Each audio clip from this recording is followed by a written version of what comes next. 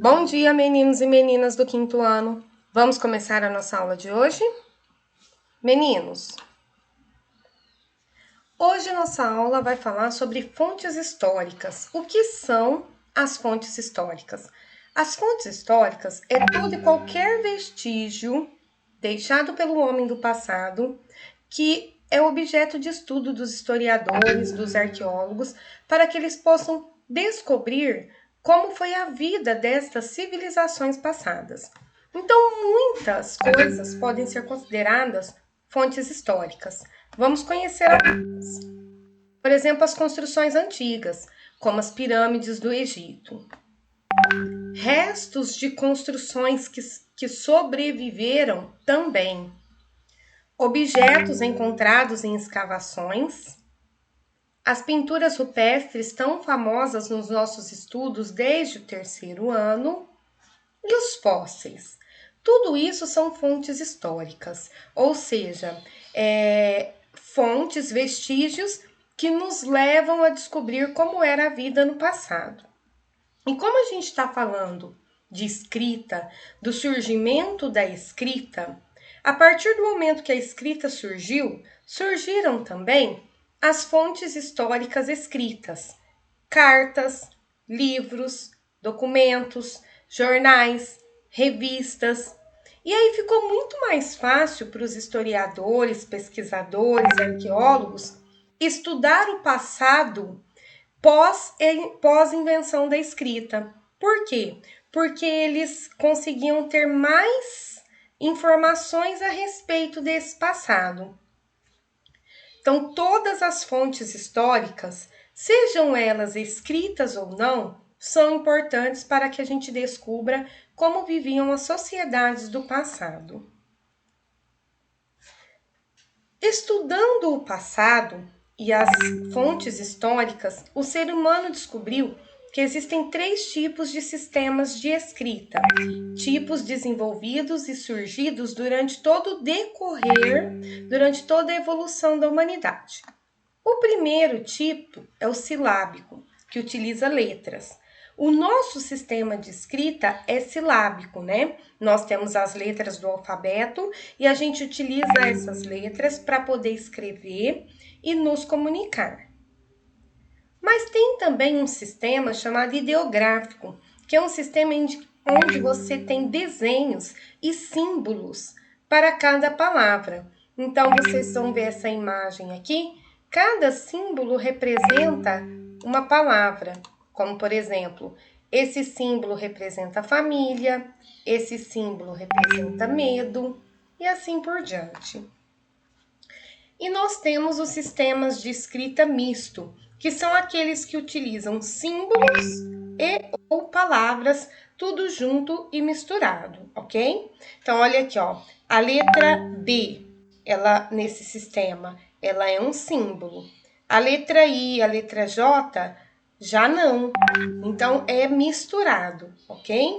Continuando, vocês vão pegar a apostila de vocês na página 183 e vocês vão grifar.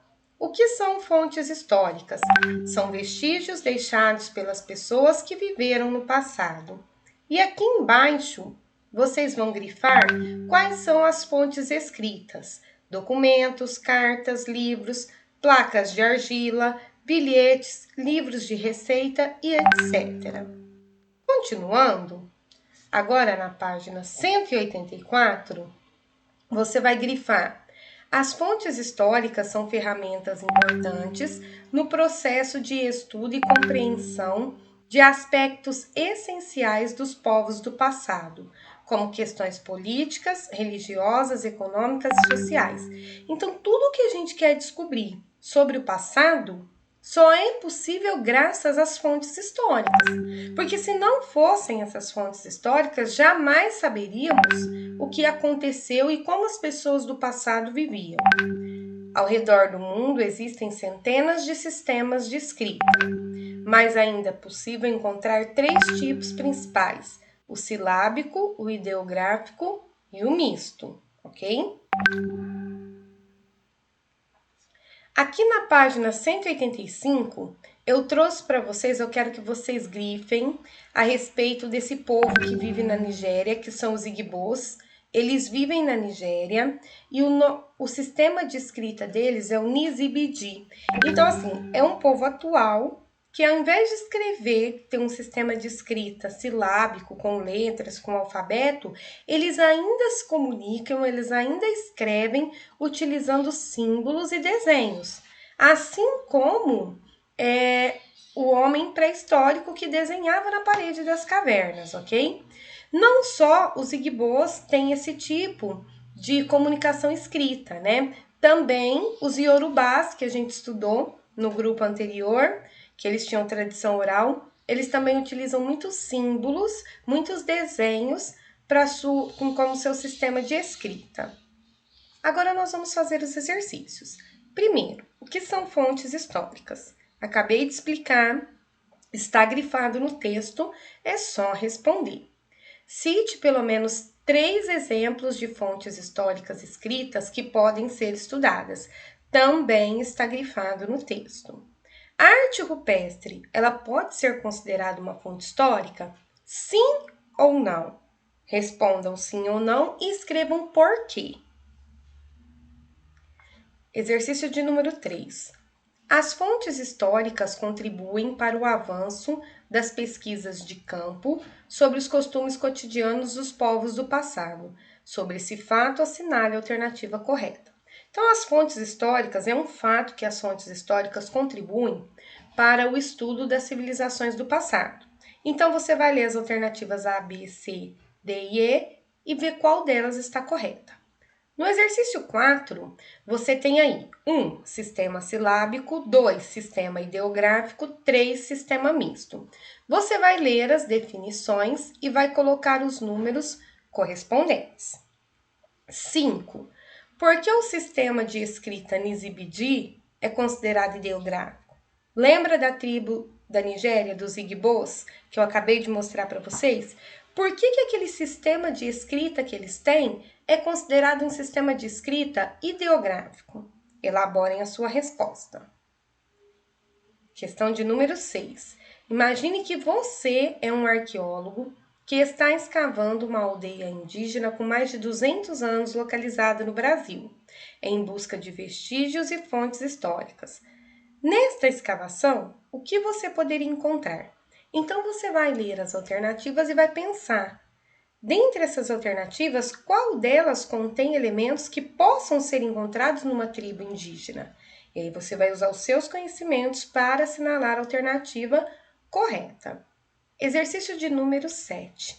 Pesquise na internet, livros, revistas ou em jornais sobre outros tipos de sistema de escrita. E na aula seguinte, compartilhe com seus colegas a sua descoberta.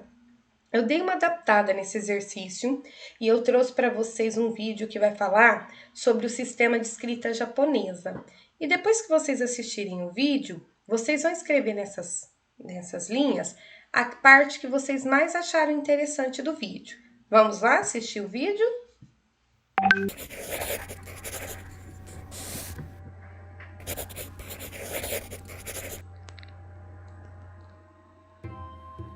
A escrita básica japonesa se consiste de 2 alfabetos, chamados de hiragana e katakana.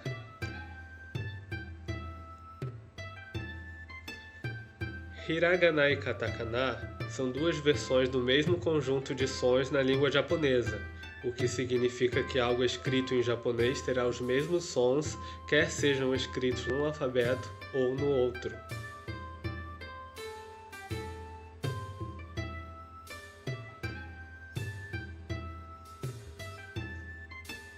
Tanto hiragana quanto katakana consistem de pouco menos do que 50 letras, que são, na verdade, formas simplificadas dos caracteres chineses adotadas em uma forma fonética de escrita. Os caracteres chineses, chamados em japonês de kanji, também são muito usados na escrita japonesa. Na verdade, a maioria das palavras escritas em japonês são escritas em kanji. Existem mais de 40.000 kanjis, dos quais 2.000 representam mais de 95% dos caracteres realmente usados nos textos escritos. Não há nenhum espaço em japonês, então os kanjis são necessários para distinguir as palavras dentro de cada sentença. Os kanjis também são úteis para discriminar entre palavras homófonas, que são também muito frequentes devido ao limitado número de sons distintos em japonês.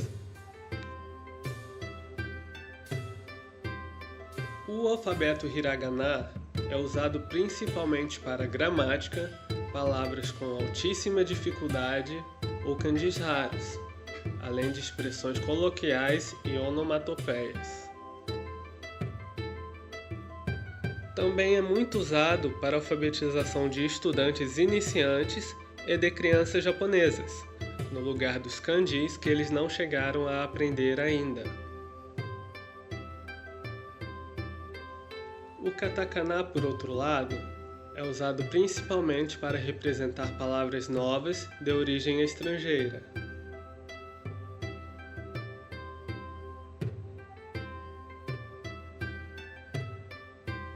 Cada som em hiragana e em katakana correspondem a uma sílaba, ou seja, consoante mais vogal, com a única exceção do carácter N, tanto em hiragana quanto em katakana.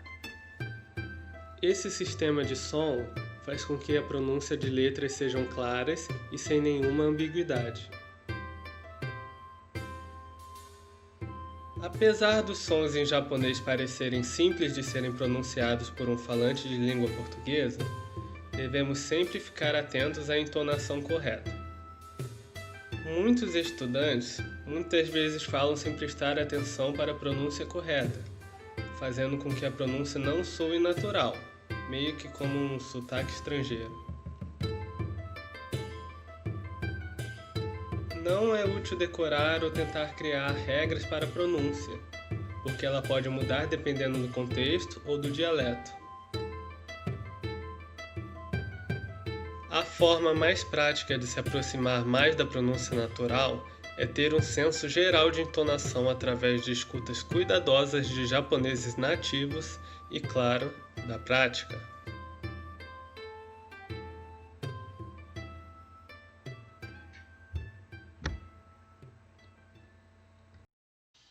Viram o quanto é complexo o sistema de escrita japonês?